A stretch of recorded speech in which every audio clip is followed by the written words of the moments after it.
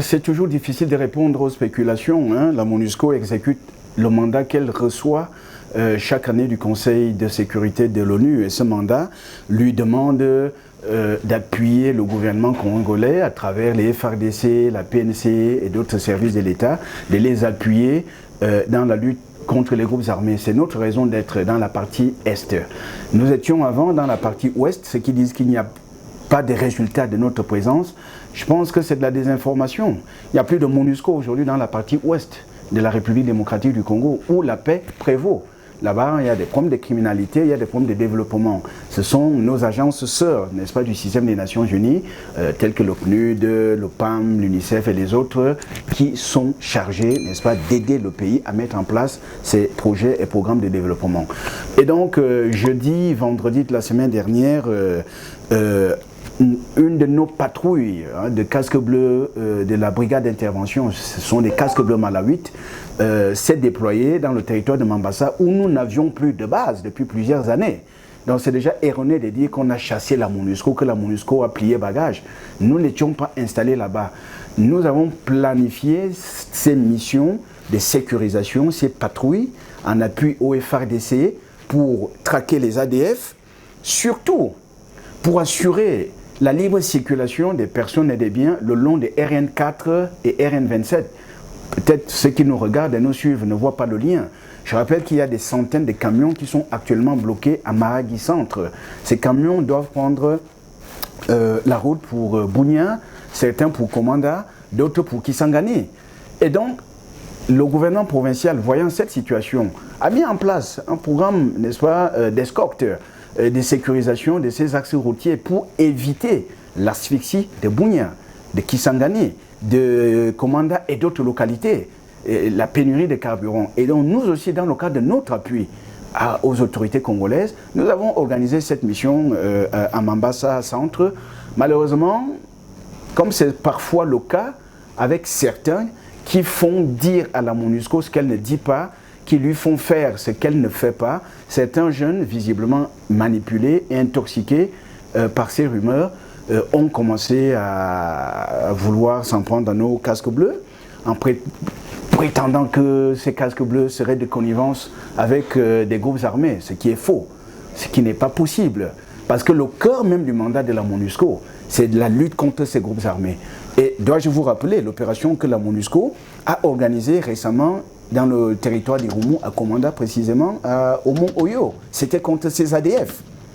À Djougou, on peut parler de l'opération Bali, ou encore de l'opération Saké, où nous avons perdu un de nos casques bleus népalais. Donc, nous n'avons pas très bien compris les agissements de cette population qui est appelée à jouer un rôle positif.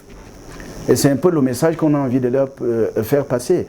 La jeunesse, les leaders communautaires doivent jouer un rôle positif dans le cadre de la protection des civils.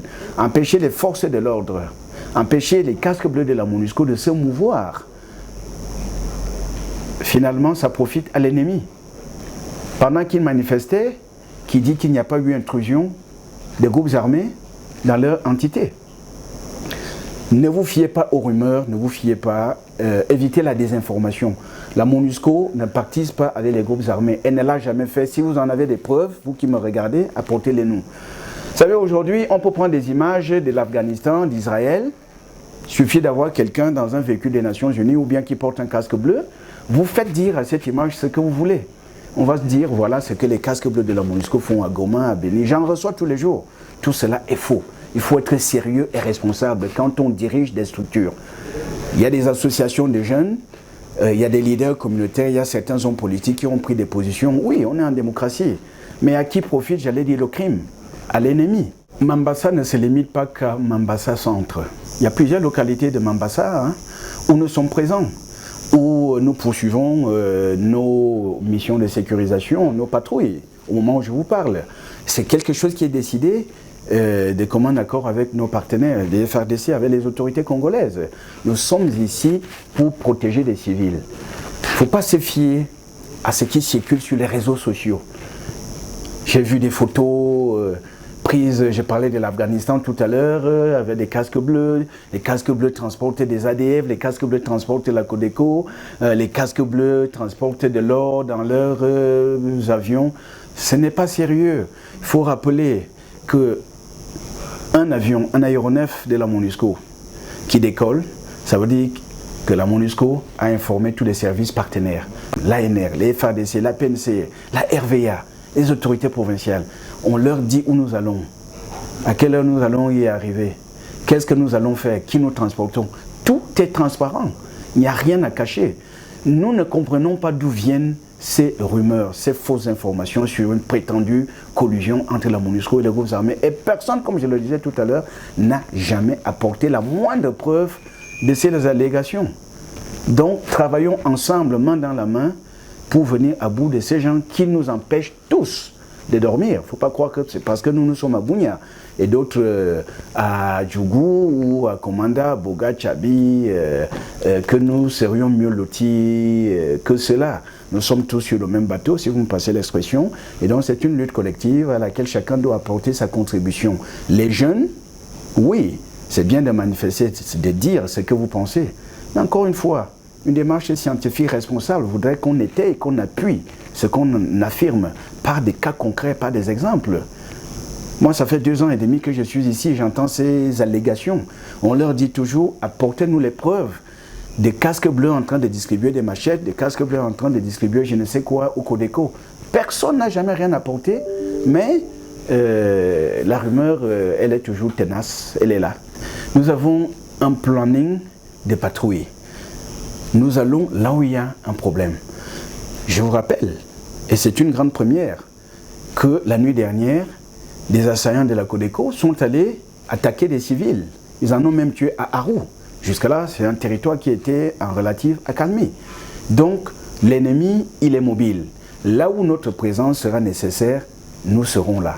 Oui, à Mambasa Centre, quelques jeunes, Dieu merci, ce n'était pas de la population de Mambasa, c'est quelques jeunes qui n'ont pas la bonne information, qui ont manifesté. Mais ailleurs, on a besoin de la MONUSCO. Expliquez-moi pourquoi ceux qui prétendent que la MONUSCO n'a jamais rien fait dans ce pays, mais qui refusent de voir la réalité en face. Expliquez-moi pourquoi quand la MONUSCO décide de fermer une base à tel ou tel endroit, les populations locales, la société civile locale disent non, ici oppose. C'est parce que ces gens savent ce que nous apportons à la paix dans ces localités, ce que nous apportons à nos partenaires, des FARDC, au gouvernement, dans leur quête pour le retour de la paix. Donc, halte à la manipulation, halte à la désinformation, tout cela ne fait que faire le lit, n'est-ce pas, de l'insécurité, et l'ennemi n'attend que cela. Les jeunes sont sous-informés, ils n'ont pas la bonne information, et j'espère qu'ils lisent, parce qu'aujourd'hui tout le monde est sur les réseaux sociaux et tout, mais que les réseaux sociaux soient utilisés à bon escient, pas pour propager des rumeurs et des fausses nouvelles. On a besoin de tout le monde pour remonter les alertes sécuritaires. Les jeunes n'ont pas d'armes. La détention d'armes, elle est illégale et répréhensible par la loi. Mais ils ont des informations dont nous avons besoin, dont les FARDC et la police ont besoin. C'est là qu'on dit que c'est une lutte collective. Ils nous donnent des informations qui permettent aux forces de sécurité, aux casques bleus de la MONUSCO de faire leur travail. S'ils ont des informations sur une collusion supposée entre nos casques bleus et quelques groupes armés, que ce soit, je les mets au défi et je les en supplie de nous les apporter. Voilà comment les choses se passent. Donc ils continuent à jouer leur rôle, un rôle qu'on veut positif, n'est-ce pas, dans le cadre de cette lutte contre les groupes armés et l'insécurité dans leur entité.